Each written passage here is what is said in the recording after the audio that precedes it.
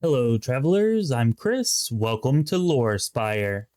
In this video, I'm going to be showing you how you can achieve an absurdly high armor class in Pathfinder Wrath of the Righteous.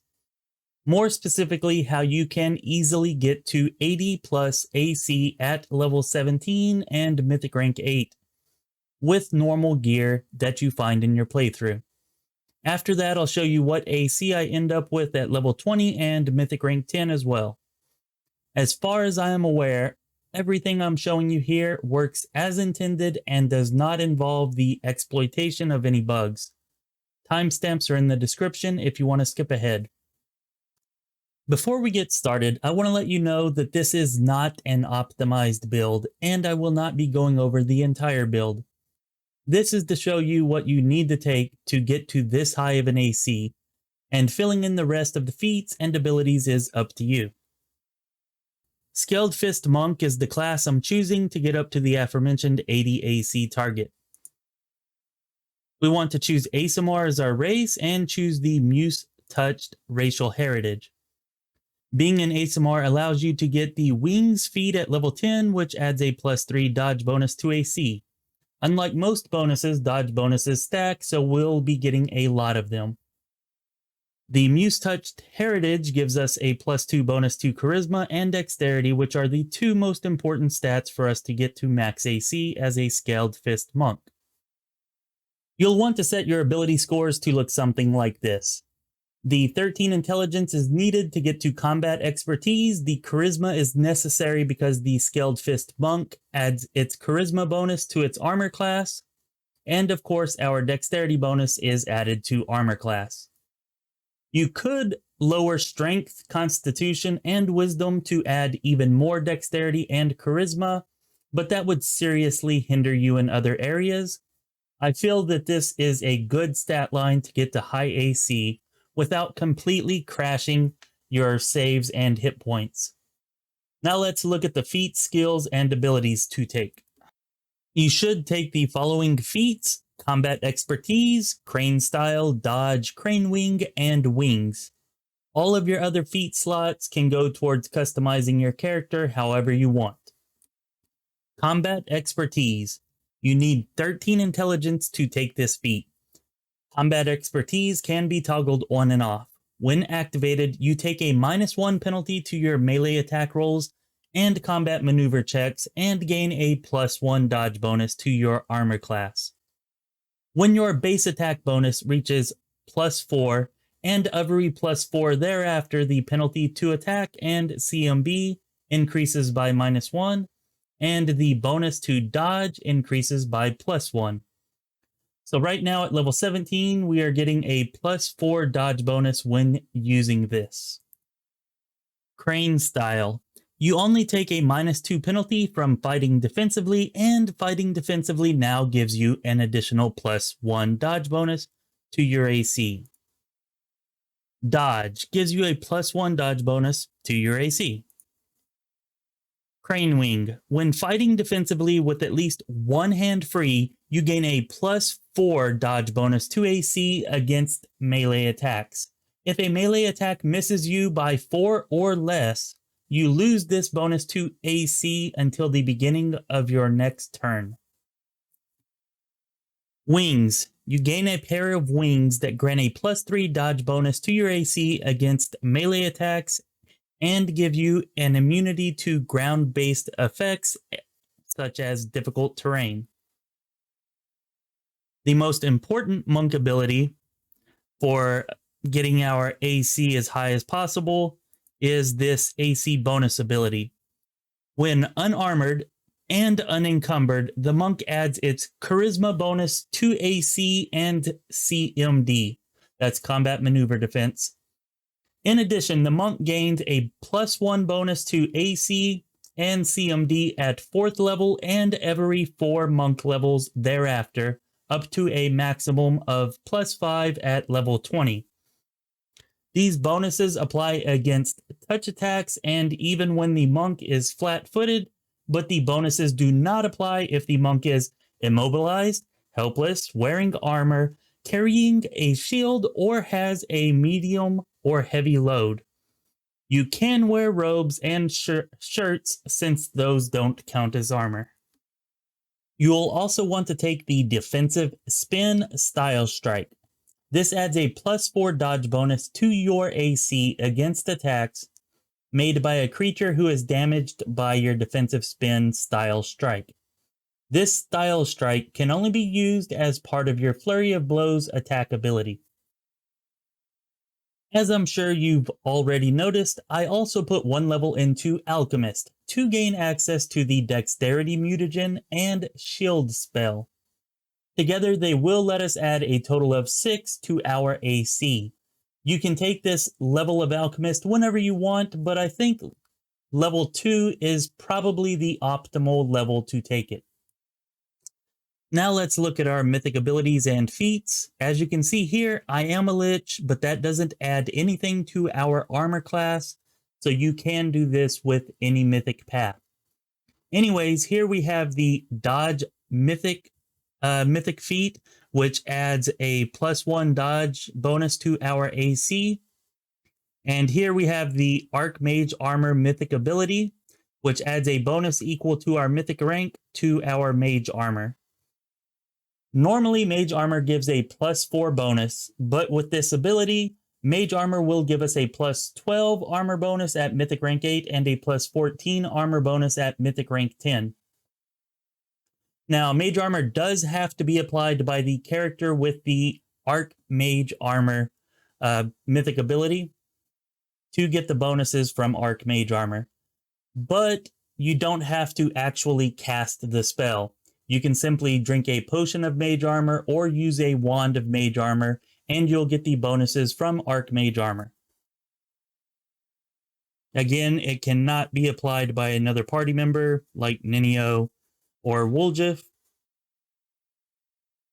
That's actually all of the AC that we can get from our mythic ranks, but I would like to point out here that if you take the Bit of Fun First Ascension that you see here, it will give you an ability similar to the Mirror Image spell. If you are trying to create a tank, then this is a good choice for your First Ascension. The last source of AC that we have from our build is the Mobility skill. If you have at least 3 skill points put into the Mobility skill, then you will receive an additional +1 dodge bonus to your AC when you are fighting defensively. Okay? That means you have to put 3 actual points into the skill. All right, it doesn't mean that you have to have +3 mobility. You have to have actually put in 3 points. Now let's look at the buff spells that I'm using, which you can see here. They are Magical Vestment Armor, Mutagen Dexterity, which isn't really a spell, but I'm including it here anyways, Haste, Shield, Reduce Person, and Mage Armor. Magical Vestments Armor is giving us a +4 enhancement bonus to armor. Mutagen Dexterity is giving a +4 bonus to dexterity. Haste is giving a +1 dodge bonus. Shield is giving a +4 shield bonus. Reduce Person is giving us a +2 size bonus to dexterity and a +1 size bonus to AC. And Mage Armor is giving us a +12 armor bonus to AC. There is one last buff to show you, which is this +6 profane buff that you can see I get to my charisma here. This is actually quite easy to get, sort of. As a part of the main storyline, a character named Nocticula will offer you a gift.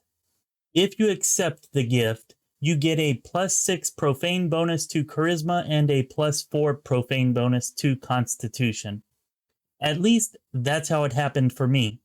I've read on some forums that some people have gotten to choose which stats are increased by the gift. And if that is correct, and I just didn't get to choose because of some kind of bug, then all you need to do is accept her gift and choose charisma as your stat to give a +6 bonus to. Without giving too much away, I want to say that there is a drawback to this gift. It does stop you from becoming a legend unless you can pass a very high will save. Just an FYI so that you know. Let's take a look at the equipment. We have a headband of alluring charisma +6, an amulet of natural armor +5, a belt of dexterity +6, a ring of protection +5, and engraved lucky bracers. These are the bracers from the beginning of the game. Most bracers give an armor bonus to AC, which wouldn't help us out because it doesn't stack, but these give us a luck bonus to AC, which does stack. So that's why we want to use these. And you'll notice here that I'm not wearing any robes. That's because I didn't find any that on this playthrough, or at least not any that I kept. But there are robes that you can find that will add to your AC. So if you get those, then you'll have an even higher AC than what I'm showing here. Okay, that explains everything that is needed to obtain this high level of armor class. You can see all of the bonuses for everything that I just explained right here. And if you look down here, you'll see that we also have a 56 flat-footed AC and a 53 touch AC. And all of this is at level 17, Mythic rank 8. While we're looking at this, I also want to point out that the fighting defensively and combat expertise bonuses will not actually show up in your AC calculations unless you're in combat and they are activated. Okay, also, if you use your defensive spin style. Now, if we skip ahead to level 20 and Mythic rank 10, we can see here that we get up to 86 AC with a 61 flat-footed AC and a 55 touch AC. If you really wanted to game the system, you could put 2 of your levels into Paladin instead of all 19 into Monk. And maybe you would do this around levels 10 and 11. And that would allow you to add your charisma modifier to all of your saves.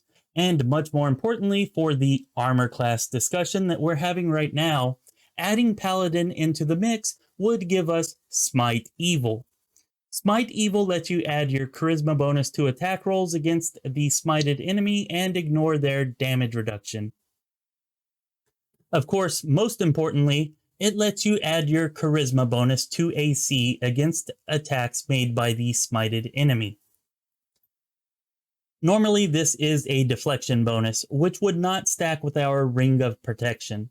However, if you get the Holy Scabbard Aroden's Wrath, from the Green Gates area shown here on the map, it changes the bonus from a deflection bonus to a sacred bonus, which of course does stack. Now I'd like to give a special shout out to one of our viewers, Gjoran as Bjornson. Gjoran, I'm sorry if I said your name wrong, I probably did. My apologies. Anyways, Gjoran is the one who helped me figure out where I got Aroden's Wrath so that I could let everybody else know where to get it. So thanks for the help there, Gjoran. You're awesome. I really appreciate it. In our case here, we have a +9 charisma bonus. That would bring our AC up to 95 when using Smite Evil, and if we're using the defensive spin style strike, we can add another +4 to our AC in order to hit 99 AC against the enemy. Obviously, you couldn't use this on every enemy, but if you take the Abundant Smite Mythic ability, you'll get 5 uses of Smite Evil at Mythic rank 8 and 6 at Mythic rank 10. When you run up against Balor's, bosses, or pretty much any enemy that has a really high attack bonus, you can smite them and use the defensive spin style strike to get a large boost to your AC against those powerful enemies. Anyways, this was a topic from our live stream last night, and I figured that a lot of people out there might be wondering how some players are achieving ridiculously high AC stats. By the way, we have live streams every Thursday and Saturday night at 8 p.m. Central Standard Time. If you want to stop by and hang out, please come on by. We'd love it. Now, I'm sure that this isn't the only way to get to an absurd AC level, and it's probably not even the best way to get there, but it shows how it can be done. If you know of a way to reach even higher levels of AC, be sure to let everyone know down in the comments.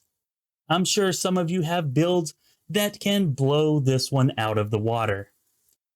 Hope that you enjoyed this video. Be sure to like and subscribe to the channel. It really helps me out and I really do appreciate it. This has been Chris with Lorespire. Be well, my friends.